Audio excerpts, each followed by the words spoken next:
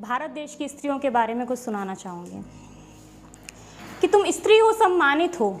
तुम स्त्री हो, सम्मानित हो, क्यों दुनिया को बताना पड़ता है। और जब आँच आए तेरी अस्मिता पर तो शस्त्र उठाना पड़ता है, तो शस्त्र उठाना पड़ता है। कि तुम स्त्री हो, सम्मानित हो, क्यों दुनिया को बताना पड़ता है। और जब आँच आए तेरी अस्मिता पर तो शस्त्र उठाना पड़ता है, तो शस्त्र उठाना पड़ता है।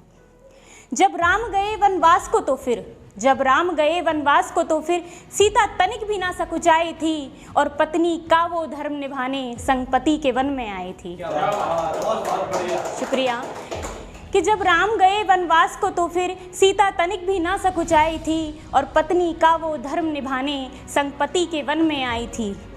लाज बचाने चरित्र की खातिर लाज बचाने चरित्र की खातिर धरती में समाना पड़ता है। और जब आँच आए तेरी अस्मिता पर तो शस्त्र उठाना पड़ता है, तो शस्त्र उठाना पड़ता है। एक राधा थी, एक मीरा थी। एक राधा थी, एक मीरा थी, दोनों प्रेम में कृष्ण के इठलाइन थी। एक राधा थी, एक मीरा थी, दोनों प्रेम में कृष्ण के इठलाइन थी। और राह देखत मनमोहन की, कि राह देखत मनमोहन की सारी उम्र जोगन में बिताई थी। जी शुक्रिया।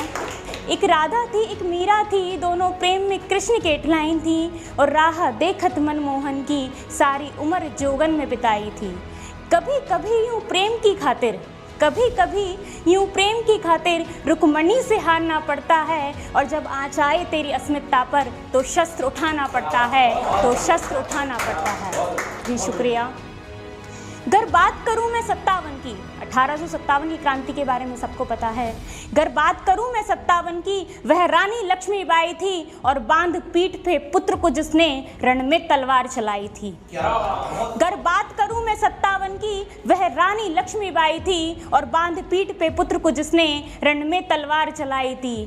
कभी कभी यूँ देश की खातिर कभी कभी यूँ देश की खातिर जान गंवाना पड़ता है। और जब आँच आए तेरी अस्मिता पर तो शस्त्र उठाना पड़ता है, तो शस्त्र उठाना।